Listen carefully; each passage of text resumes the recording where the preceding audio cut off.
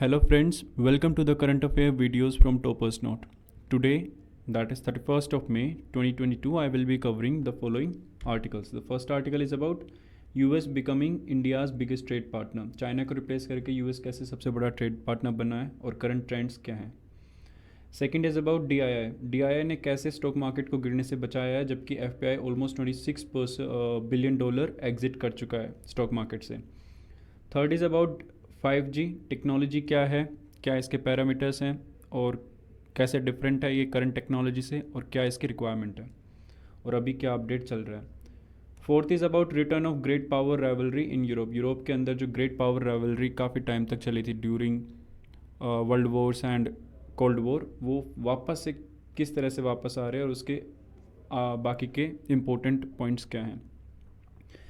Fifth is about issue of reservation in public employment. Supreme court की अब तक judgements क्या रही हैं और जो ओवरऑल रिजर्वेशन है पब्लिक एम्प्लॉयमेंट में उसका issue. Sixth is about Azerbaijan and Armenia का कॉन्फ्लिक्ट जो कि नगोर्नो कराबख रीजन के ऊपर है, तो उनका क्या इशू है और अब तक उनका क्या अपडेट रहा है इसके बारे में. Let's start with the very first article. So this topic is about US becoming India's biggest trade partner at around 119 billion dollars. जो कॉमर्स मिनिस्ट्री इंडिया की उसने डाटा रिलीज़ किया है जिसके अकॉर्डिंग 2021-22 जो फाइनेंशियल ईयर था अभी कंप्लीट हुआ है मार्च 31 को, उसमें अगर देखें तो हमारा जो करंट वैल्यू में इंडिया US का ट्रेड है वो 119 बिलियन डॉलर है जो कि इंक्रीज़ हुआ है from 80 billion dollar in the previous fiscal year. Export है जो US को हम करते हैं वो बढ़ के 76 बिलियन डॉलर हो गया फ्रॉम 51 और इंपोर्ट भी बढ़ के 43 हो गया from 29 billion dollar in 2020-21. India का जो चाइना के साथ एग्रीगेट टू वे ट्रेड है वो भी इंक्रीज़ हुआ है to around 115 billion dollar compare to 86 billion dollar. लेकिन दोनों को अगर कंपेयर करें तो 115 और 119 में से US फर्स्ट टाइम काफ़ी टाइम बाद बिगेस्ट ट्रेड पार्टनर बना है जो कि एक सिग्निफिकेंट चेंज है.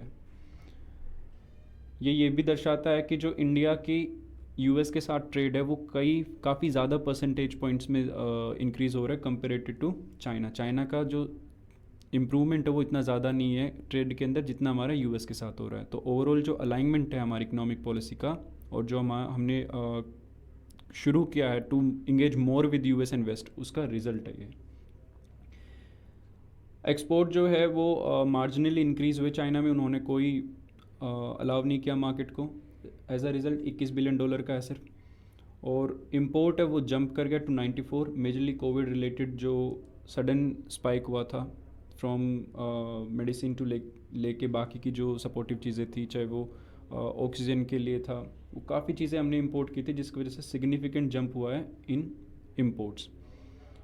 ट्रेड गैप बढ़ के 72 बिलियन डॉलर का हो गया with China which is a very significant trade gap. इसके अलावा एक पॉइंट और ध्यान रखना कि जो ये ओवरऑल फिगर्स हैं ये वैल्यू शो करते हैं इम्पोर्टेड एक्सपोर्ट की. इसका मतलब ये है कि जो कमोडिटी प्राइसेस बढ़े शायद इस वजह से भी ये जो फिगर है वो बूस्ट अप हुए हैं. इन रियलिटी क्वांटिटी शायद उतनी ही हो या थोड़ी ज़्यादा बड़ी हो या कम भी हो सकती है, लेकिन क्योंकि उनके प्राइसेस डबल ट्रिपल हो रहे हैं, चाहे वो आयरन ओर हो या बाकी के प्राइसेस हो, कमोडिटी प्राइसेस लगभग सभी इन्फ्लेटेड है, तो उस वजह से ट्रेड फिगर्स भी इन्फ्लेटेड आ रहे हैं. जब प्राइसेस वापस डाउन जाएंगे तो शायद ये फिगर डाउन जा सकते हैं. वहीं हमारा थर्ड लार्जेस्ट ट्रेडिंग पार्टनर है UAE जिसको हम काफ़ी ज़्यादा एक्सपोर्ट भी करते हैं और इम्पोर्ट भी, तो थर्ड लार्जेस्ट पार्टनर बनता है. और Saudi Arabia followed by that and Iraq and Singapore. Saudi Arabia से पेट्रोलियम, इराक से पेट्रोलियम, सिंगापुर से बाकी के मर्चेंडाइज ट्रेड काफ़ी सिग्निफिकेंट है. UAE के साथ एग्रीकल्चर और बाकी की commodities including petroleum. America is one of the few countries जिनके साथ हमारा ट्रेड सरप्लस और डेफिसिट नहीं है. जैसे चाइना के साथ डेफिसिट है काफ़ी बड़ी अमाउंट, वहीं US के साथ हम सरप्लस में हैं.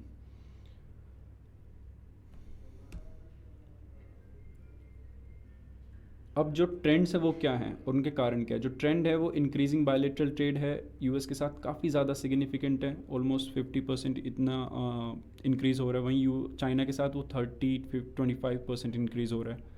तो जो ओवरऑल ट्रेंड है वो US के तरफ काफ़ी ज़्यादा पॉजिटिव है. और वो इस वजह से भी क्योंकि हमने जो अपनी इकोनॉमिक टाइज है उनको काफ़ी स्ट्रेंथन किया है इन रिसेंट टाइम. इंडिया एक ट्रस्टेड पार्टनर की तरह उभरता आ रहा है यूएस का और वेस्टर्न ब्लॉक का, जिसकी वजह से ट्रेडिंग इंक्रीज़ हो रही है। दूसरा, जो ग्लोबल फर्म्स है वो भी सोच रहे हैं कि किसी तरह से डिपेंडेंस को कम किया जा सके फ्रॉम चाइना। उसके लिए अपनी सप्लाईज़ को और डाइवर्सिफाई कर रहे हैं अपने बिजनेस को बाकी कंट्रीज़ में। वो जिनका सबसे बेस्ट रिलोकेशन है वियतनाम, सबसे ज़्यादा जो रिलोकेटेड बिजनेस जा रहा है वो वियतनाम में जा रहा है। वियतनाम के अलावा बांग्लादेश और इसके अलावा थाईलैंड। सो इन कंट्रीज़ के अंदर काफ़ी ज़्यादा बिजनेस जा रहा है जो चाइना से बाहर रिलोकेट हो रहा है। उसके बाद नंबर आता है इंडिया का, क्योंकि हमारी पॉलिसी शायद इतनी कॉम्पिटिटिव नहीं है कि इनको रिप्लेस कर पाए। उसके बाद इंडिया ने इसी चीज़ को इंक्रीज़ करने के लिए जो यूएस लेड इनिशिएटिव है इंडिया पैसिफिक इकोनॉमिक फ्रेमवर्क, उसको ज्वाइन किया है, जो कि काफ़ी बूस्ट करेगा हमारे इकोनॉमिक टाइज को। So this topic is about DII कैसे बचा रहा है रिकॉर्ड ब्रेकिंग FPI एग्जिट से इंडियन मार्केट को। अराउंड $26 बिलियन का FPI एग्जिट हुआ है। FPI का मतलब होता है foreign portfolio investment. Hot money होता है, स्टॉक मार्केट में आता है, जो बाहर के इन्वेस्टर्स होते हैं, इंस्टीट्यूशनल हो, बाकी हो, पेंशन फंड हो, सब इन्वेस्ट करते हैं इंडिया के स्टॉक मार्केट में। और वो जो पैसा आता है उसको कहते हैं हम FPI। जब वो काफ़ी ज़्यादा नंबर में आता है in percentage of that market share of that particular company, तब वो FPI की जगह FDI कहलाएगा। लेकिन अगर वो 15% के नीचे है तो वो FPI रहेगा, 15 या 10%। अब इनका रोल क्या है? रिसेंटली रिकॉर्ड आउटफ्लो हुआ है अराउंड $26 बिलियन का FPI का सिंस अक्टूबर 2021। ये बेहद बड़ी अमाउंट है जो इंडियन स्टॉक मार्केट से निकली है। लगभग पिछले 7 साल में इतना पैसा आया नहीं था जितना ये निकल गया है, और ये अब तक का सबसे बड़ा सेल ऑफ है in the history of Indian capital market. इतना ज़्यादा सेल ऑफ इस लेवल का कभी नहीं हुआ है। एक मेजर क्रैश होना था इस सेल ऑफ की वजह से, लेकिन वो अवर्ट हो गया, बच गया या टल गया। किसकी वजह से? डोमेस्टिक इंस्टीट्यूशनल इन्वेस्टर्स की वजह से। चाहे वो म्यूचुअल फंड्स हो, रिटेल में हो, इतने ज़्यादा डीमेट अकाउंट्स ओपन हो रहे हैं, इतने ज़्यादा लोग स्टॉक मार्केट से जुड़ रहे हैं। उसका रिजल्ट क्या हुआ? उन्होंने बहुत ज़्यादा अमाउंट में बाय किया। लोग म्यूचुअल फंड में बहुत ज़्यादा इन्वेस्ट कर रहे हैं, और पंप अप जाके $31 बिलियन के आसपास की अमाउंट हमने इन्वेस्ट की है म्यूचुअल फंड में in the similar period. Investors ने अराउंड 10,000 करोड़ तो सिर्फ SIPs के थ्रू इन्वेस्ट किया है, जो म्यूचुअल फंड में वो हर मंथ ऐड कर रहे हैं। तो जो सस्टेन्ड सेलिंग थी FPI की इन द लास्ट 7.5 मंथ, वो लगभग ओवरटेक कर ली किसने? जो हमने बहुत ज़्यादा अमाउंट में बाय किया, बाय DIIs ने और रिटेल वालों ने।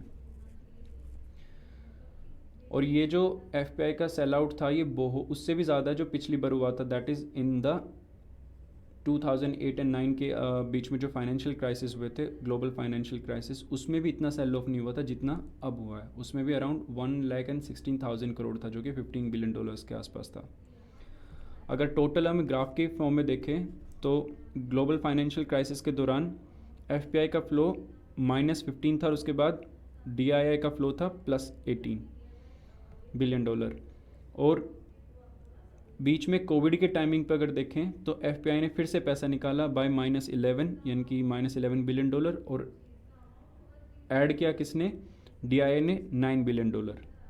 और अगर करंट स्लो डाउन देखें जो अक्टूबर से शुरू हुआ है, तो उसमें $26 बिलियन रिमूव कर लिया है FPI ने, और $31 बिलियन DIIs ने ऐड किया है, जो कि बहुत सिग्निफिकेंट अमाउंट है, जो कॉन्फिडेंस भी शो करता है डोमेस्टिक इन्वेस्टर्स का और प्रेफरेंस भी उनका, और प्लस बहुत ज़्यादा लोग कनेक्ट हो रहे हैं, तो उसका भी रिजल्ट है। अब रीज़न क्या है FPI के एग्ज़िट का? कोविड पैंडमिक, जिसकी वजह से एग्ज़िट हुआ है। कोविड पैंडमिक के दौरान FPIs ने करीबन $11 बिलियन एग्ज़िट किया मार्केट के अंदर। बाद में रिकवर भी हुआ, उन्होंने डेफिनेटली री इन्वेस्टमेंट शुरू कर दिया था उसके बाद। और ओवरऑल अगर देखें तो कोविड इम्पैक्ट का तो $11 बिलियन मार्केट से बाहर गया। और प्रेजेंट सेल ऑफ का अगर रीज़न देखें तो एक तो इंडियन की जो स्टॉक मार्केट है वो रिलेटिवली हाई वैल्यूएशन पे है, चाहे वो IT स्टॉक हो, चाहे वो FMCG हो, या फिर आपके कोई भी और बाकी स्टॉक हो, वो काफ़ी ज़्यादा हाई वैल्यूएशन पे। स्टील सेक्टर हो वो तो बहुत ज़्यादा हाई वैल्यूएशन पे है। तो ओवरऑल अगर देखा जाए तो उनकी जो अर्निंग्स है उन कंपनीज़ की, उनकी अर्निंग्स के हिसाब से वो काफ़ी ज़्यादा हाई वैल्यू पे है करंटली मार्केट कैप। तो बाय डिफ़ॉल्ट है कि उसमें एक करेक्शन आना रिक्वायर है, और लोगों को लगता है इसके ऊपर वो नहीं जाएगा, तो इसलिए जो FPIs हैं वो उसको सेल ऑफ कर रहे हैं उनको उनसे अब इस लेवल पे उनको बाय करने का इंटरेस्ट नहीं है। दूसरा जो सिग्निफिकेंट डेंट आया वो इन्फ्लेशन के नंबर्स की वजह से, जो कि शो कर रहा है कि इन्फ्लेशन की वजह से टेपरिंग होगा, राइजिंग बॉन्ड यील्ड हो रहा है यूएस के अंदर, डॉलर अप्रिशिएट हो रहा है, और रिसेशन की खबर आ रही है कि यूएस में रिसेशन हो सकता है इस इन्फ्लेशन की वजह से। इसके वजह से फेड की जो पॉलिसी है वो एग्रेसिवली टाइटनिंग की तरफ जा रही है, लिबरल पॉलिसी से, अकोमोडेटिव या लिबरल पॉलिसी से हटके वो अब टाइटन हो रही है, जिसकी वजह से वो इंटरेस्ट रेट को कंटिन्यूसली इंक्रीज़ करेगा। रिजल्ट क्या होगा उसके इंटरेस्ट रेट को इंक्रीज़ करने का? जो पैसा होगा वो मूव करेगा from emerging market to US की जो गवर्नमेंट सिक्योरिटीज़ है, क्योंकि किसी भी इन्वेस्टर्स को एक तो चाहिए रिस्क फ्री इन्वेस्टमेंट और दूसरा हायर इंटरेस्ट। तो अगर उसकी गवर्नमेंट की जो सिक्योरिटीज़ है, यूएस गवर्नमेंट की सिक्योरिटीज़, उससे उसको रिस्क फ्री हायर इंटरेस्ट मिलता है, तो वो क्यों आएगा स्टॉक मार्केट के रिस्क की जगह पे? तो इसलिए काफ़ी ज़्यादा पैसा मूव करता है जब भी जो फेड पॉलिसी है वो इंक्रीज़ होती है या टाइट होती है। प्लस जो फ्री मनी फ्लो हो रहा था वो रुक जाएगा। तो जो फ्री मनी फ्लो होता था स्टॉक मार्केट में थ्रू यूएसए, क्योंकि सारा सोर्स जो स्टॉक मार्केट का है वो एक तरह से यूएस ही है। यूएस इज़ द वेल जहाँ से सारा पानी निकल के या पैसा निकल के बाकी के स्टॉक मार्केट में जाता है। तो अगर यहाँ का टाइट होगा नल, तो बाकी जगह पे भी उसका असर आएगा, धीरे धीरे आएगा बट आएगा।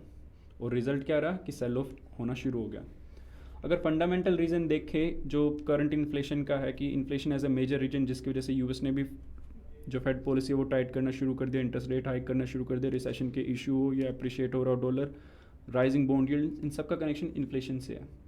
तो इन्फ्लेशन अगर देखें तो डेफिनेटली जब ग्लोबल इकोनॉमी को हिट हुआ तो सेंट्रल बैंक्स ने क्या किया, कोविड के दौरान इंटरेस्ट रेट को स्लैश कर दिया और लिबरल मॉनेटरी पॉलिसी ला दी। इसकी वजह से इकोनॉमी तो रिकवर हो गई, लेकिन बहुत ज़्यादा कंजप्शन बढ़ गया। कंजप्शन इतना बढ़ गया जितना प्रोडक्शन नहीं था। अब जब भी प्रोडक्शन और कंजप्शन के बीच में गैप आएगा तो रिजल्ट क्या होगा? इन्फ्लेशन। और जो सरप्लस लिक्विडिटी थी, बहुत ज़्यादा पैसा उन्होंने फ्लश आउट किया था इन रिकॉर्ड नंबर्स, उसकी वजह से फाइनेंशियल सिस्टम में बहुत ज़्यादा सरप्लस लिक्विडिटी आ गई। अब बैंक के पास पैसा है, वो लैंड कर रहा है बहुत कम इंटरेस्ट रेट में, लोगों के पास वो पैसा आ रहा है, लोग उसको इन्वेस्ट कर रहे हैं, चाहे वो कॉरपोरेट्स हों या फिर इंडिविजुअल्स हों, हर कोई उसको इन्वेस्ट कर रहे हैं। अब उसकी वजह से डिमांड बढ़ रही है, कंजप्शन बढ़ रही है, रिजल्ट क्या होगा? प्रोडक्शन उतना है नहीं, तो चीज़ें महंगी होती चली जाएंगी। और इसी वजह से, इस फिनोमेना की वजह से इन्फ्लेशन एक्सपेक्टेशन से कहीं ज़्यादा ऊपर गई रिकॉर्ड नंबर्स में। अब सेंट्रल बैंक का उसके बाद क्या रिस्पॉन्स रहा हायर इन्फ्लेशन को लेके? सेंट्रल बैंक ने इन्फ्लेशन जो थे बहुत ज़्यादा हायर लेवल पे देखा, चाहे वो यूएस हो या यूरोजोन हो।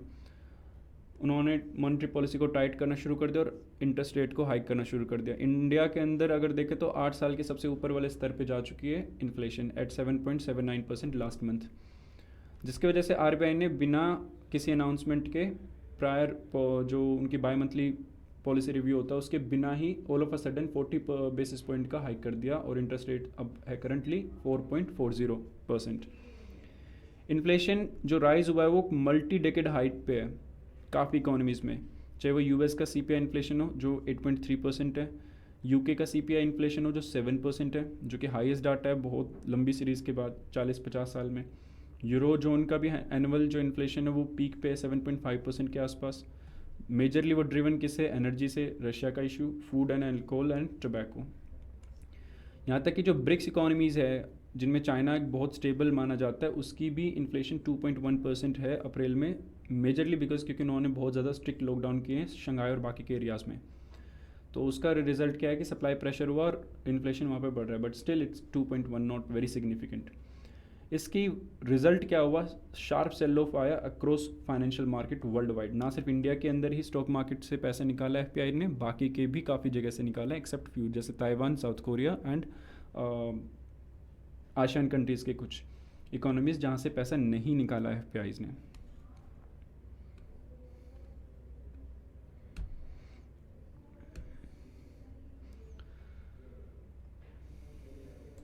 So this topic is about 5G under the hood, मतलब 5G का अब तक क्या सीन चल रहा है पूरा, क्या डेवलपमेंट्स है और न्यूज़ में क्या है। With increase capacity, lower latency and energy efficiency, 5G बहुत सिग्निफिकेंटली इंप्रूव करने वाला है हमारी जो स्टेट ऑफ आर्ट टेक्नोलॉजी है और एप्लीकेशंस है उनका। और कॉस्ट को रिड्यूस करने के लिए डिपार्टमेंट ऑफ टेलीकॉम ने क्या किया है कि उन्होंने सोचा है कि हम इंफ्रास्ट्रक्चर यूज़ करेंगे जो पावर सेक्टर के पास है, चाहे वो डिस्ट्रीब्यूटर्स के पास हो या प्रोड्यूसर्स के पास हो। तो पावर सेक्टर के जो डिस्ट्रीब्यूटर्स है उनको यूज़ किया जा सकता है for 5G small cells, small cell या स्मॉल 5G टावर्स की तरह। इनकी पावर सेक्टर के अंदर जितने भी टावर्स हैं उनको यूज़ किया जा सकता है as 5G small cell towers. Government basically alliance करेगी विद डिस्कॉम, केबल ऑपरेटर और म्यूनसिपल अथॉरिटीज़, यानी कि जो डिस्कॉम है, डिस्ट्रीब्यूटर्स हैं, केबल के ऑपरेटर हैं और म्यूनसिपल अथॉरिटीज़, उनके जरिए जो टावर इंफ्रास्ट्रक्चर है उसको यूटिलाइज़ करेगी ताकि 5G स्मॉल टावर्स डिप्लॉय किए जा सकें। टावर स्मॉल इतने ज़्यादा नंबर में डिप्लॉय करने की क्या रिक्वायरमेंट है वो भी देखना है, एक इम्पोर्टेंट क्वेश्चन भी बनता है वहाँ से, ताकि यूज़ किया जा सके उनकी जो पोल फैसिलिटी है for small cell deployment and providing optical fibre backhaul to these cell. Optical fibre का जाल बिछा जा सके और स्मॉल सेल को डिप्लॉय किया जा सके जितने भी डिस्कॉम के टावर है, केबल ऑपरेटर्स के हैं या म्यूनसिपल अथॉरिटीज़ के हैं। अब 5G के बारे में देखें पहले। 5G बेसिकली रिप्रेजेंट करता है allocation of new spectrum to increase the capacity. अगर इन बहुत सिंपल लैंग्वेज में देखें तो बस ये है कि अलोकेशन करना है न्यू स्पेक्ट्रम का जिसको हम यूज़ कर सके, जिससे स्पीड इंक्रीज़ हो और कैपेसिटी इंक्रीज़ हो, क्योंकि काफ़ी ज़्यादा डाइवर्स चीज़ों में 5G का यूज़ होने वाला, चाहे इंटरनेट ऑफ थिंग हो, चाहे वो पूरा ऑटोमेशन ऑफ फैक्ट्रीज़ हो, ऑटोमेशन ऑफ हाउस हो या बाकी की चीज़ें। जबकि जो ज़्यादातर स्पेक्ट्रम है वो लोअर फ्रिक्वेंसी में ऑलरेडी यूटिलाइज हो चुका है, तो जो मच ऑफ न्यू स्पेक्ट्रम है वो अलोकेट हो रहा है इन द हायर फ्रिक्वेंसी, जहाँ पे जो यूज़ करेगा कौन, 5G। और क्योंकि 5G का जो इंफ्रास्ट्रक्चर है वो बिल्कुल ही ग्राउंड अप से डेवलप किया जा रहा है, तो बहुत अच्छा चांस है ये पूरी की पूरी टेक्नोलॉजी को रीडिज़ाइन करने का, सप्लाई चेन को रीडिज़ाइन करने का, ताकि वो ज़्यादा सूटेबल हो किसको, इवॉल्विंग कम्युनिकेशन नीड को फ्यूचर की, चाहे जैसे फ्यूचर में 6G बनाना हो, 7G बनाना हो या रिक्वायरमेंट है हायर कैपेसिटी की, उन सब को अच्छे से फुलफ़िल कर सकें तो बहुत अच्छा ऑप्शन मिलेगा ताकि हम पूरी की पूरी टेक्नोलॉजी को रीडिज़ाइन कर सकें। अब वॉल्यूम और bandwidth of data in 5G कितना रहेगा, कैसा रहेगा, अगले कुछ सालों में देखा जा रहा है कि वॉल्यूम ऑफ डाटा बहुत एक्सपोनेंशियली इंक्रीज़ होगा। 5G बहुत इंपॉर्टेंट रोल प्ले करता है एनर्जी एफिशिएंसी में भी, इंपॉर्टेंट पॉइंट है from prelims point of view as well as mains. ये जिस तरह से हम कंजप्शन बढ़ा रहे हैं, अगर करंट टेक्नोलॉजी को देखें तो वो एक्सपोनेंशियली राइज करेगा हमारा एनर्जी कंजप्शन भी, लेकिन 5G एनर्जी एफिशिएंट रहने वाला है। Radio electronics refers to a broad range of technology that can transmit, receive and process wireless signals. जो ये टेक्नोलॉजीज है यूटिलाइज करती है इलेक्ट्रोमैग्नेटिक स्पेक्ट्रम, जो जिसमें विजिबल लाइट भी आता है, और ये that goes all the way up to 300 gigahertz. The lower frequency of this spectrum is particularly attractive. इनके 300 गीगाहर्ट को यूज़ नहीं करना, शुरुआत के मेगा हर्ट्स में हमने यूज़ कर रखा है ऑलरेडी, और अभी 25 गीगाहर्ट्स तक यूज़ कर लेंगे फॉर 5G। लोअर फ्रिक्वेंसी के जो सिग्नल है वो ज़्यादा लंबे डिस्टेंस ट्रैवल कर सकते हैं, पेनिट्रेट कर सकते हैं, रास्ते में कोई ऑब्स्टेकल आए उसको, और कम अटेन्यूएशन पे, बिना डिस्टर्बेंस के उस सिग्नल में और या डैमेज किए ज़्यादा ट्रैवल कर सकता है और पेनिट्रेट कर सकता है कोई भी ऑब्स्टिकल्स को।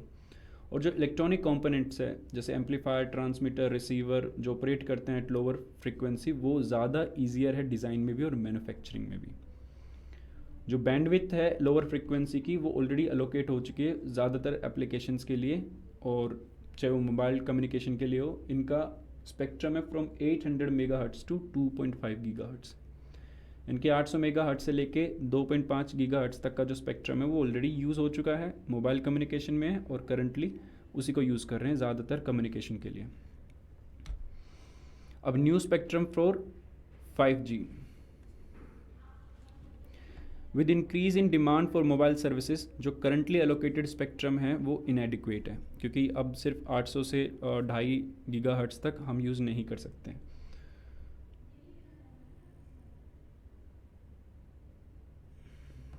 For 3 gigahertz at simplest level अगर देखें तो जो 5G है वो बेसिकली रिप्रेजेंट करता है एलोकेशन ऑफ न्यू स्पेक्ट्रम, ताकि कैपेसिटी इंक्रीज़ हो सके। न्यू स्पेक्ट्रम अलोकेट किया कहाँ पे जा रहा है, हायर फ्रीक्वेंसी के अंदर, क्योंकि लोअर फ्रीक्वेंसी ऑलरेडी यूज़ हो चुकी है। जो फर्स्ट डिप्लॉयमेंट इंडिया का अंदर वो अराउंड 3 गीगाहर्ट्ज़ के आसपास हुआ है, और उसको एक्सपेंड करके हम जा सकते हैं अप टू 25 गीगाहर्ट्ज़ या उसके ऊपर भी, डिपेंड ऑन रिक्वायरमेंट, यानी कि कम से कम 3 गीगाहर्ट्ज़ से आसपास और उसके ऊपर जाना है 25 गीगाहर्ट्ज़ तक यूजेज। करंटली कितना है, 2.5 गीगाहर्ट्ज़ तक का यूज़ ऑलरेडी हो चुका है। 5G सर्विसेज जो हैं वो इवॉल्व होंगी ताकि ऑक्यूपाई कर सके हायर फ्रीक्वेंसी 3 to 25 की, और ये सिग्निफिकेंटली इंक्रीज़ करेगा बैंडविड्थ मोबाइल सर्विसेज के लिए भी, क्योंकि काफ़ी ज़्यादा गीगाहर्ट्ज़ अवेलेबल रहेंगे। जो डिज़ाइन और ट्रांसमिशन का है, रिसीविंग का है हायर फ्रीक्वेंसी पे, वो ज़्यादा कॉम्प्लेक्स है। इससे सिग्नल अटेनुएशन भी इंक्रीज़ हो जाता है, which is not a very good thing. The coverage area of each cell tower will decrease, यानी कि एक टावर है वो लिमिटेड एरिया ही कवर करेगा, एक स्पेसिफिक डायरेक्शन में ही कवर करेगा, इसलिए टावर ज़्यादा लगाने की ज़रूरत है 5G के केस में, और ज़्यादा नज़दीक, ना कि 4G की तरह कि बहुत डिस्टेंस पे भी हो तो वो ज़्यादा एरिया कवर कर सकें। हायर फ्रीक्वेंसी के अंदर ये इजी भी हो जाता है कि हम सिग्नल को डायरेक्ट कर सकें इन स्पेसिफिक डायरेक्शन, यानी कि अगर टावर इधर है, इधर की तरफ डायरेक्ट कर दे तो इस एरिया को हम कवर कर सकते हैं, ना कि लाइक 4G की पूरे एरिया को कवर कर लें। So signal transmitted from a cell tower to be more precise, directed at a specific user, जो कि ज़्यादा कैपेसिटी भी प्रोवाइड करेगा, यानी कि वेस्टेज कम होगा। हर एक डायरेक्शन में जब हम सिग्नल भेजते थे तो उस वेस्ट ऑफ एनर्जी को काफ़ी ज़्यादा होता था। तो एनर्जी एफिशिएंसी कहाँ से आ रही है, क्योंकि अब हम एक टावर को जहाँ यूज़र है उसकी तरफ ही डायरेक्ट कर रहे हैं, जो यूज़र नहीं है बाकी के एरिया में हम अननेसेसरी उसको स्प्रेड नहीं करें, जिससे वेस्टेज डिक्रीज़ होगा। बाकी इवॉल्विंग कम्युनिकेशन नीड, जो ज़्यादातर 5G का इंफ्रास्ट्रक्चर है वो ज़ीरो से बन रहा है, लगभग ग्राउंड से बन रहा है, तो उसको रीडिज़ाइन करने का काफ़ी अच्छा मौका है अपने सूटेबिलिटी के हिसाब से कि कहाँ पे किस तरह की रिक्वायरमेंट है। जो 5G का स्पेशल एम्फेसिस है वो लो लेटेंसी के ऊपर है, इसकी डेफिनेशन ध्यान रखना प्रीलिम्स पॉइंट ऑफ व्यू से, एनर्जी एफिशिएंसी के ऊपर और स्टैंडर्डाइजेशन के ऊपर है, इंपॉर्टेंट पॉइंट। ज़्यादातर कंपोनेंट है वायरलेस के आजकल interact with each other using the proprietary protocols, जो कि वेंडर स्पेसिफिक है, यानी कि जितने भी कंपोनेंट्स यूज़ हो रहे हैं वो वेंडर स्पेसिफिक है, यानी कि एयरटेल का है तो उसका खुद का एक सप्लायर होगा, वोडाफोन है तो उसका सप्लायर होगा, या बाकी के टेलीकॉम जो ऑपरेटर्स हैं उनके अलग अलग सप्लायर्स होते हैं, उनके स्पेसिफिक वे में वो कंपोनेंट्स बना के भेजते हैं। और जब हम 5G को रैपिड डिप्लॉयमेंट की बात कर रहे हैं तो एक इंडस्ट्री वाइज एफर्ट भी है कि जितने भी कंपोनेंट बना रहे हो यार, अगर 3 कंपनीज काम कर रहे हैं, 4 है, 5 है, तो उन सब के स्टैंडर्डाइज वे में बनाओ ताकि कोई भी किसी का कंपोनेंट यूज़ कर सके, एक स्पेसिफिक स्टैंडर्ड सेट कर लो। तो जो ग्रेटर स्टैंडर्डाइजेशन होगा कंपोनेंट्स के बीच में, वो इनेबल करेगा कि सर्विस प्रोवाइडर अपना एक अच्छा इंफ्रास्ट्रक्चर क्रिएट कर सके, मिक्सिंग एंड मैचिंग कर सके फ्रॉम मल्टीपल वेंडर्स, और रिक्वायर हो तब भी स्विच भी कर सके अपने वेंडर्स को। इससे उनका कंपटीशन इंक्रीज़ होगा और कॉस्ट डाउन जाएगा। अब एक ही सप्लायर है और वो स्विच भी नहीं कर सकता वरना उसका काम ही रुक जाएगा, तो बाय डिफ़ॉल्ट उसको हायर पेमेंट करना पड़ेगा, कंपटीशन क्योंकि वहाँ पे नहीं है। जो एग्जिस्टिंग वायरलेस कम्युनिकेशन इंफ्रास्ट्रक्चर है वो primarily design under need of mobile phones, लेकिन अब मोबाइल फ़ोन के अलावा क्या नीड्स आने वाली है, factory automation, gaming, remote health care, पूरा कार का ऑटोमेशन, या बाकी के जितने भी इंटरनेट ऑफ थिंग्स में इंक्लूडेड है वो सब, और जिनकी स्ट्रिंजेंट लेटेंसी रिक्वायरमेंट भी है, यानी कि सिग्नल बहुत डिले नहीं होना चाहिए। जो सेल्फ ड्राइविंग कार्स है उसका एक एग्जांपल है कि लो डिले अगर होगा ट्रांसमिशन में, रिसेप्शन और मैसेजेस में और ट्रांसमिशन ऑफ मैसेजेस में, वो एक्सट्रीमली क्रिटिकल है, वरना एक्सीडेंट से प्रिवेंट नहीं कर पाएगी सेल्फ ड्राइविंग कार। अब एडवांस्ड रिसर्च एंड डेवलपमेंट जो इस फील्ड में चल रही है, बहुत सी रिसर्च चल रही है इंडस्ट्री और एकेडमी दोनों के अंदर, जो 5G के अराउंड है। एक इंटरेस्टिंग टॉपिक ऑफ रिसर्च का क्या है, convergence of positioning, sensing and communication device. इनकी अब तक तो तीनों सेपरेट थे, लेकिन इनको कन्वर्ज करके एक ही तरह कैसे यूज़ किया जा सकता है। ट्रेडिशनली पोजिशनिंग, सेंसिंग और कम्युनिकेशन जो है वो सेपरेट टेक्नोलॉजीज़ है, जैसे GPS एक पोजिशनिंग सिस्टम है और रेडार एक सेंसिंग सिस्टम है। इन तीनों ही टेक्नोलॉजीज़ के अंदर ट्रांसमिशन और रिसेप्शन ऑफ रेडियो सिग्नल्स होता है, तो पॉसिबिलिटी है कि जो पोजिशनिंग है उसको सेंसिंग के ऊपर और यूज़ करके बेसिकली इंफ्रास्ट्रक्चर हम डेवलप कर सकते हैं, जो कि मेनली कम्युनिकेशन के लिए इस्तेमाल होगा। यानी कि जहाँ पोजिशनिंग सिस्टम हम यूज़ कर रहे हैं वहीं पे उसको सेंसिंग की भी ऐड कर दो उसी के पिगी बैक पे, और जो इंफ्रास्ट्रक्चर क्रिएट होगा 5G का उसके लिए ये जो सेग्रीगेशन है उसकी रिक्वायरमेंट ज़्यादा नहीं होगी, तो वो रेडार वाला काम भी करेगा और वो सेंसिंग वाला काम भी करेगा और पोजिशनिंग वाला काम भी करेगा। जो की फीचर्स होंगे 5G के वो होगा इंक्रीज बैंडविड्थ अवेलेबिलिटी और एंटीना की डायरेक्शनैलिटी, यानी कि डायरेक्शन होगी एक एंटीना की, एक स्पेसिफिक एरिया को ही वो फीड करेगा, जिससे एक्यूरेसी ऑफ जो पोजिशनिंग की एक्यूरेसी है वो इंक्रीज होगी और सेंसिंग इंक्रीज होगी, क्योंकि अब वो सिर्फ एक स्पेसिफिक डायरेक्शन में पॉइंट आउट कर रहा है तो उसी डायरेक्शन में उस लोकेशन होगी, पिन पॉइंट लोकेशन बता सकता है, तो उससे इंक्रीज होगा पोजिशनिंग और सेंसिंग का। क्योंकि टावर सिस्टम क्या था पहले कि पूरे एरिया के अंदर कहीं पे भी है तो वो बोलता था इस सर्कल के अंदर वो पर्टिकुलर बंदा है जो फ़ोन यूज़ कर रहा है अगर ट्रैक करना हो। लेकिन जब 5G का सिस्टम आ जाएगा तो बता देगा सिर्फ इस एरिया के अंदर, क्योंकि ये इसी एरिया के अंदर डायरेक्ट कर रहा है सिग्नल को, तो सिर्फ इस एरिया के अंदर, बाकी के सर्कल में वो व्यक्ति नहीं है, यहाँ पे ट्रैक हुआ है।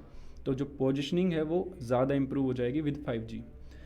There is also lot of research around cost और एनर्जी एफिशिएंसी कैसे इंक्रीज़ कर सके, और हाई फ्रीक्वेंसी सिग्नल को जो सिस्टम है, जो कॉम्प्लेक्सिटी है उसको कैसे रिड्यूस किया जा सके।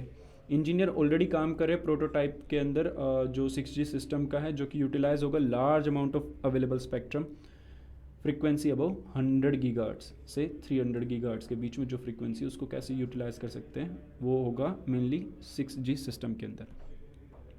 अभी 5G का रिसर्च कर रहा है, और ये भी कहा जा रहा है कि जो रिसर्च है 5G के लेके उसमें ज़्यादा लोग इन्जॉय कर रहे हैं कंपेरेटिव टू डेवलपमेंट जो है उसका या डिप्लॉयमेंट है, रिसर्चर भी उतना ही इन्जॉय कर रहे हैं उसको, इस प्रोसेस को।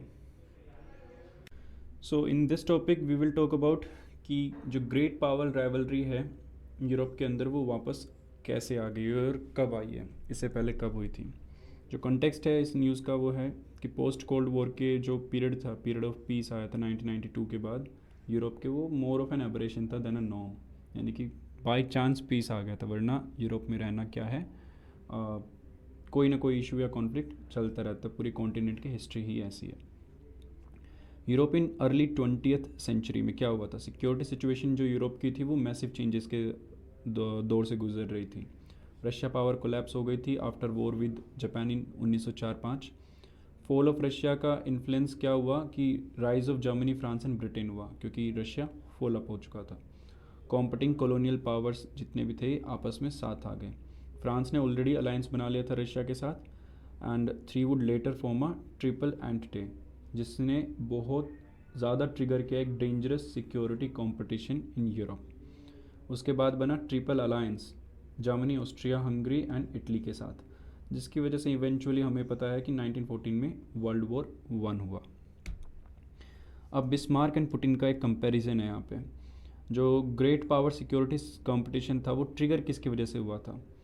जर्मनी जब राइज हो रहा था as a military and industrial power, तो वो एक रीजनल हेजमन का जो आसपास के हेजमन था उनका रिस्पॉन्स था उसको, तो जिसकी वजह से ग्रेट पावर सिक्योरिटी कंपटीशन वहाँ पे ट्रिगर हुआ जर्मनी और रीजनल हेजमन्स के बीच में। इसमें बिस्मार्क का रोल क्या था।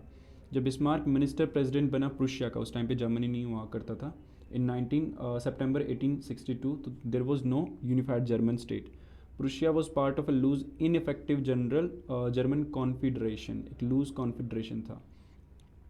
बिस्मार्क ने अडॉप्ट की एक अग्रेसिव फॉरेन पॉलिसी और लगभग 3 वॉर वो जीत भी गया with Denmark, Austria and France, जिसकी वजह से उसने एक स्ट्रोंगर और लार्जर जर्मन स्टेट बनाया और रिप्लेस कर दिया प्रूशिया को, और जो वीक कॉन्फिडरेशन था उसको डिस्ट्रॉय कर दिया।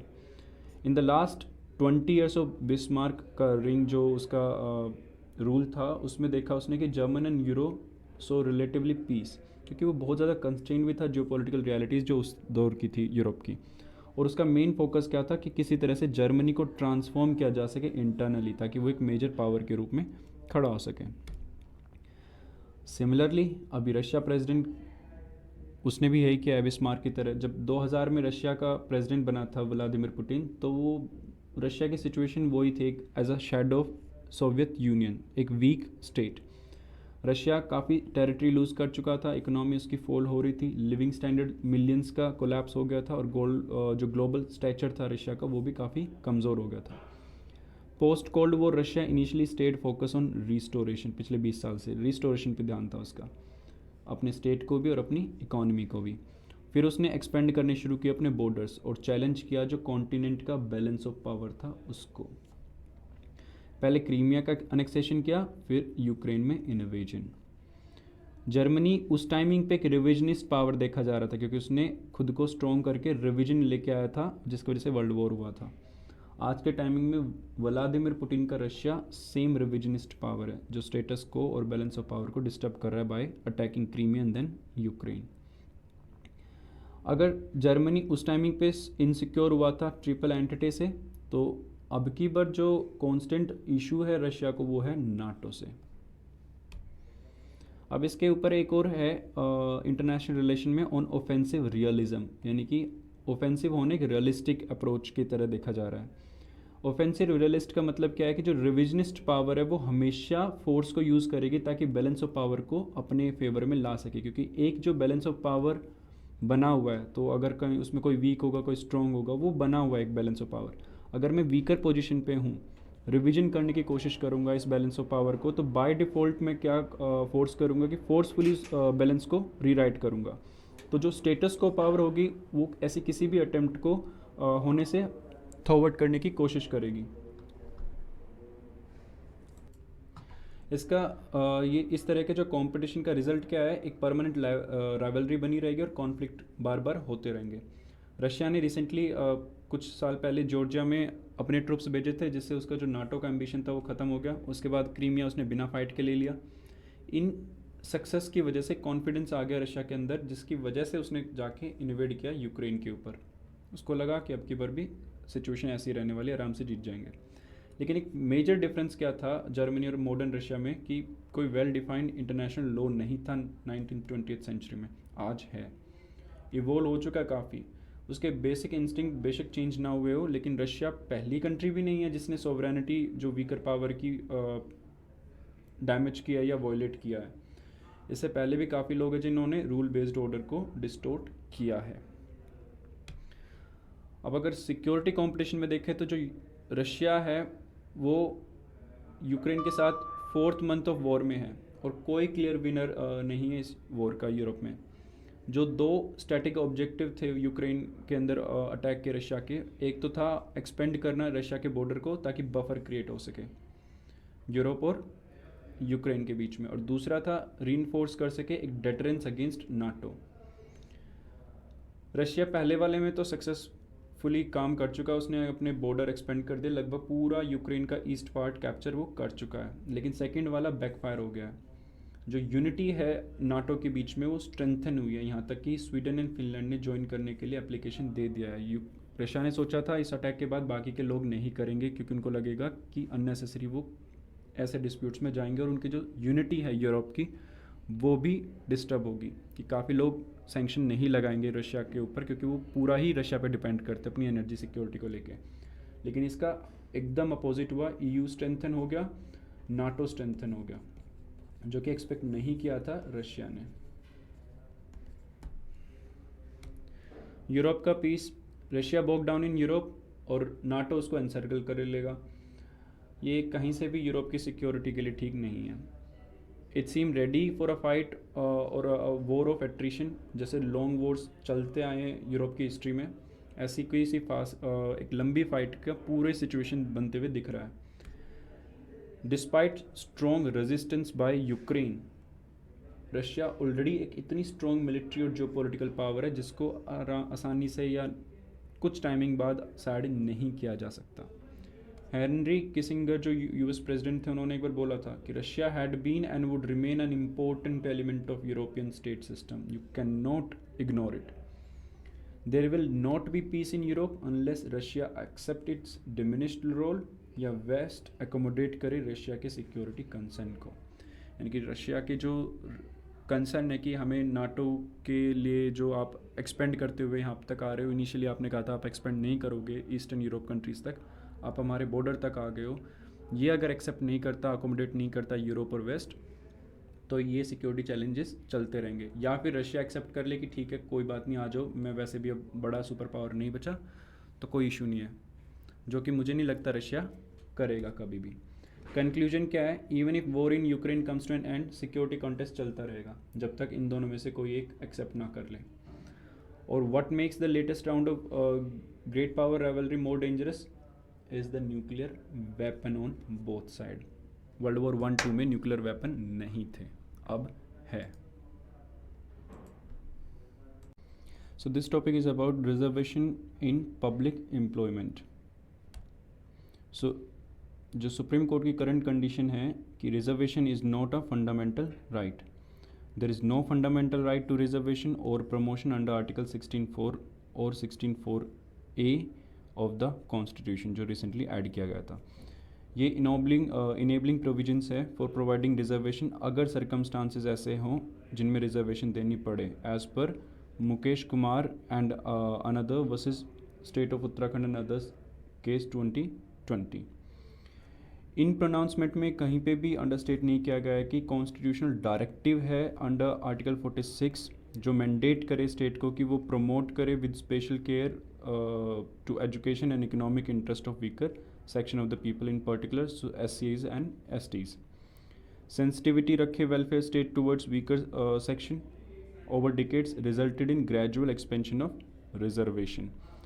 जो unnecessary या excessive sensitivity की वजह से भी reservation काफ़ी ज़्यादा expand हो गया है over the years, जिसकी वजह से काफ़ी ज़्यादा classification हुई है under article 16 which created a wave of litigation resulting in jurisprudence of affirmative action in public employment, जिसकी वजह से काफ़ी ज़्यादा इश्यूज हुए और एक affirmative action की requirement I in public employment, और बहुत ज़्यादा ऐसे litigation overall पेंडिंग है इन द जुडिशरी. ये कहाँ से शुरू हुआ? Mandal and Indira Sawhney. Mandal strong.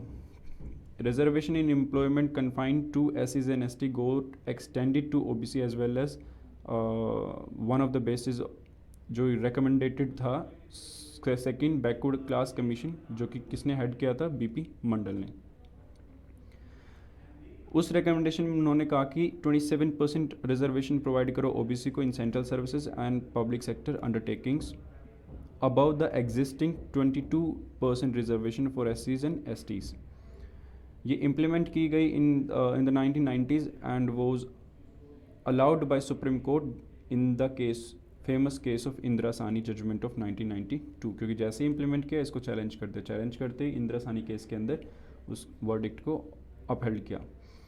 Supreme court ने अपहेल्ड तो किया कॉन्स्टिट्यूशनैलिटी ऑफ 27%, बट एक सीलिंग लगा दी 50% की कि जब तक एक्सेप्शनल सर्कमस्टांसेस ना हो 50% से ज़्यादा रिजर्वेशन नहीं हो सकता. तो उन्होंने बेसिकली कोशिश किया कि जो constitutionally guaranteed right to equality है अंडर आर्टिकल 4 वो सिक्योर रहे, उसका नलिफिकेशन ना हो by unnecessarily raising the reservation above 50%. Court ने डिक्लेयर कर दिया कि article 16(4) is not an exception to article 16(1), rather an illustration of classification implicit in article 16(1). इनकी आर्टिकल 16A में जो लिखा है उसका खाली इलस्ट्रेशन है, उसका एक्सेप्शन नहीं है आर्टिकल 16(4). सो आर्टिकल 16(4) खुद से स्टैंड नहीं कर सकता, वो एक कनेक्टिव है टू आर्टिकल 16(1). और डायरेक्ट किया exclusion of creamy layer by horizontal division of every OBC into criminal layer and non criminal layer.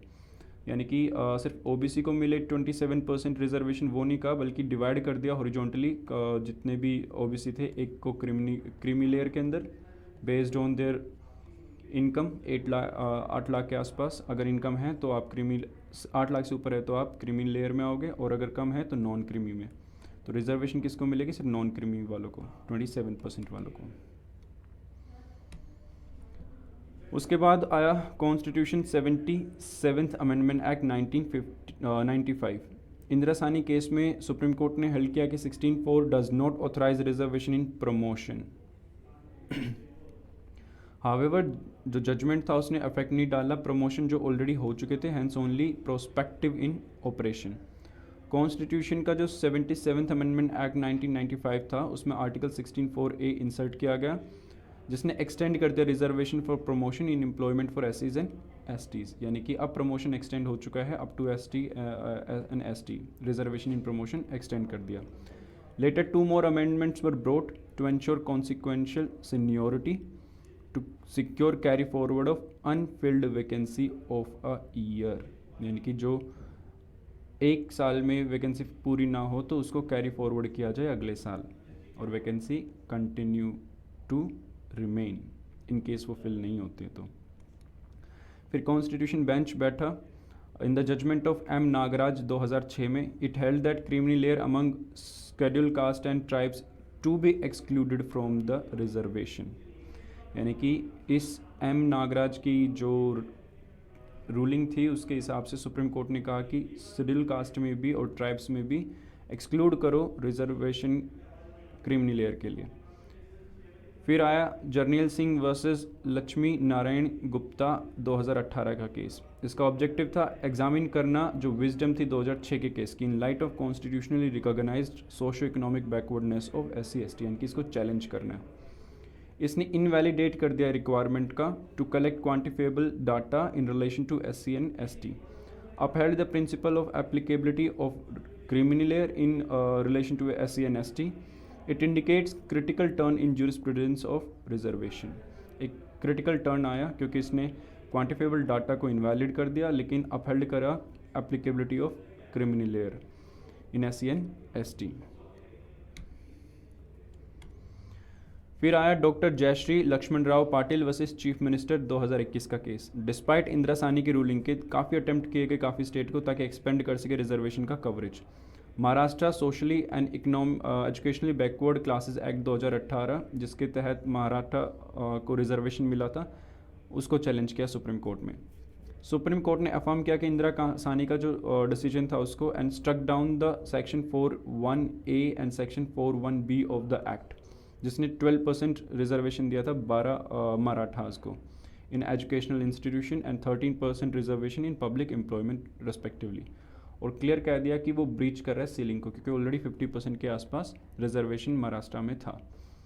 तो जो मराठा रिजर्वेशन लो था उसको एक तरह से नलीफाई कर दिया क्योंकि दोनों ही सेक्शन जिससे मराठास को रिजर्वेशन मिल रहे थे 13% एंड 12% दोनों ही स्ट्रक डाउन कर दिए। तो judgment is likely to stop some state governments जो कि बिल्कुल ही डिसरिगार्ड कर रहे थे जो सीलिंग इम्पोज किया था इंदिरा साहनी केस में for electoral grounds, and it is pertinent to note कि several state such as Maharashtra, Karnataka and Andhra Pradesh has made submission before Supreme Court against any upper limits in reservation. यानी कि रिजर्वेशन पे कोई भी अपर लिमिट अगर आप लगा रहे हो तो इन बेसिकली स्टेट्स ने क्लियरली बोला कि आप ऐसा ना करें, और ऐसे सबमिशंस वो ऑलरेडी फाइल कर चुके हैं सुप्रीम कोर्ट में। This topic is about Azerbaijan and Armenia का कॉन्फ्लिक्ट जो नगोर्नो कराबाख रीजन के ऊपर है। सो बेसिकली अगर मैप में देखें तो ये है अर्मीनिया जिस पे पूरा कंट्रोल है, प्लस ये एक कराबाख रीजन है नगोर्नो कराबाख रीजन जिस पे अर्मीनिया का कंट्रोल है और यहाँ पे मेजरली अर्मीनियंस रहते हैं, और बीच में ये है अजरबैजान। इधर एक पर्टिकुलर सेक्शन है जो कि अजरबैजान की है। तो कॉन्फ्लिक्ट था इस एक एरिया के ऊपर जो अजरबैजान में पड़ता था बट कंट्रोल अर्मीनिया का था। सो कॉन्टेक्स्ट क्या है, अर्मीनियन के प्राइम मिनिस्टर और अजरबैजान के प्रेसिडेंट ने अनाउंस किया कि they would be setting up a border security and delimitation commission, जो बॉर्डर की जो बाउंड्री है उसको डिलिमिटेशन करेंगी या बाउंड्री को सेटल करेंगी, जो एक सिग्नल करता है एक स्टेप को toward resolution of a decade long conflict between these two countries. Armenian Azerbaijan के जो करंट कॉन्फ्लिक्ट है ये शुरू कहाँ से होता है, तो जो नगोर्नो काराबाख रीजन वो लैंडलॉक्ड है टोटली, अजरबैजान उसको कवर करता है, plus mountainous and forest region है falling within the boundaries of Azerbaijan. इसको आर्टसाक भी बोलते हैं अर्मीनियन में और इसके अंदर मेजरली एथनिक अर्मीनियन पॉपुलेशन रहती है विद द अजेरी माइनॉरिटी, इनके अजेरी अजरबैजान के जो लोग हैं उन वो माइनॉरिटी में। लोकेशन इसकी साउथ कैकस रीजन में है एंड इज़ रफली made up of modern day Armenia, Azerbaijan and Georgia. It was part of Armenian kingdom, जब शुरुआत में अर्मेनियन किंगडम होती थी तब उसका पार्ट था ये। Ruled by several empires over the centuries, चाहे ओटोमन्स हो, पर्शियन हो या रशियन हो। Armenia, Azerbaijan, Georgia later became separate republics. Azeris was incorporating Nagorno Karabakh into their republic, यानी कि जो अजेरीज थे यानी कि अजरबैजान वालों ने उन्होंने इंक्लूड कर लिया था इस रीजन को अपनी रिपब्लिक में। वर्ल्ड वॉर 1 के दौरान ओटोमन्स ने अटैक किया साउथ कॉकस को और स्पेशली टारगेट किया एथनिक अर्मेनियंस को। As Ottoman retreated at the end of world war, Azerbaijan and Armenian descended into a full blown war in 1920।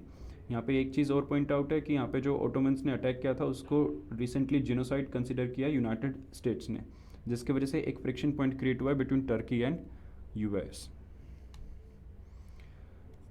अब उसके बाद अजेरी अर्मेनियन वॉर हुआ 1991 में। बोल्सपिक ने जैसे ही चार्ज लिया साउथ कॉकस का to expand Soviet influence and Azerbaijan, Armenia, Georgia became Soviet republics. Soviet officially placed Nagorno-Karabakh as an autonomous administrative region in the Azerbaijan territory, despite the chiefly Armenian population. यानी कि Soviet ने officially place तो कर दिया उसको Azerbaijan की territory में, लेकिन पॉपुलेशन किसकी थी? आर्मीनियन की थी। जैसे ही सोवियत पावर वेन होना शुरू हुई, एथनिक आर्मीनियन पॉपुलेशन ने एक्सप्रेस किया अपना desire to become part of Armenia. उन्होंने एक वोट भी ऑर्गेनाइज किया इन 1988। They did not go down well with Azerbaijan and military clashes हुए उसके बाद। 1993 में अर्मेनिया ने कंट्रोल ले लिया मोस्ट ऑफ द रीजन। एक वॉर एंड हुआ 1994 में, एक सीज फायर ब्रोकर किया जो किया था रशिया ने, but the borders of Armenia and Azerbaijan were not demarcated clearly. Borders demarcate नहीं हुए थे। पीस टॉक्स इनिशिएट किए बाय द मिन्स्क ग्रुप, जो कि मेजर ग्रुप है, but peace treaty could not be brokered. जो मिन्स्क ग्रुप है वो क्रिएट किसने किया था? OSCE, यानी कि organisation for security and cooperation in Europe, in the early 90 and by co-chair किया था रशिया, यूरोप में, मतलब रशिया, US एंड फ्रांस ने। प्रपोजल थे टू कॉन्टिन्यूसली जो कि रिजेक्ट कर दिए थे दोनों ने, अर्मेनिया ने भी और अजरबैजान ने भी, जितने भी प्रपोजल थे उसको रिजेक्ट कर दिया था। इसका रोल भी फिर डिक्लाइन हो गया। ड्यूरिंग 2020 एक वॉर फिर से ब्रोक आउट हुई बिटवीन द टू कंट्रीज़, और फिर से बाकी के जो ये नेगोशिएटिंग ग्रुप्स थे ये सीन में आए, बट नॉट एक सोल्यूशन अभी तक सामने नहीं आया है। तो जो वॉर हुई 2016 एंड मेजरली 2020 में, एक सीज फायर साइन होने के बाद भी मल्टीपल फ्लेयर अप्स होते रहे इस रीजन के अंदर। 2016 का क्लैश स्टार्ट हुआ बिटवीन अर्मेनिया एंड अजरबैजान, जो कि लगभग 4 दिन तक चला। सीज फायर साइन हुआ मॉस्को में, जिसकी वजह से वो रुका, बट इशू रिजोल्व नहीं हुआ। 2020 में फिर से क्लैशेज हुए, काफ़ी अग्रेसिव वाले थे। अब की बार 6 हफ्ते तक वॉर चली। सीज फायर ब्रोकर हुआ मॉस्को में नवंबर 2020 में। अब अभी कौन ऑर्गेनाइज कर रहा है जो करंट पीस टॉक्स चल रहे हैं और कहाँ पे उनका स्टैंड है? 2020 के सीज फायर के बाद भी क्लैशेज नहीं रुके हैं। जो अजरबैजान है, इनकी बाकू, उसने एक अपॉर्चुनिटी देखी to introduce its own peace proposal. It calls for mutual recognition of each states territorial integrity, यानी कि एक दूसरे की टेरिटोरियल इंटीग्रिटी को रिकॉग्नाइज कर लो। मेजरली बिकॉज ये कह रहा है क्योंकि इसने काफ़ी ज़्यादा एरिया पे कैप्चर, जो नगर्नो और काराबाख रीजन उसको कैप्चर कर लिया। तो अगर रिकॉग्नाइज कर लें तो बेसिकली जो रीजन है, एनक्लेव है, वो अर्मेनिया रिकॉग्नाइज कर लेगा एज पार्ट ऑफ अजरबैजान। तो ऑब्वियसली ये तो इस पॉइंट को पुश करेगा। इसमें EU emerged हुआ as a potential peace broker. European council president headed meetings with both the country, और पीस टॉक्स काफ़ी के, और इसमें टर्की का भी बहुत सिग्निफिकेंट रोल है क्योंकि मेजर पुश जो अजरबैजान को मिला वो टर्की से मिला, और सपोर्ट भी, मिलिट्री भी।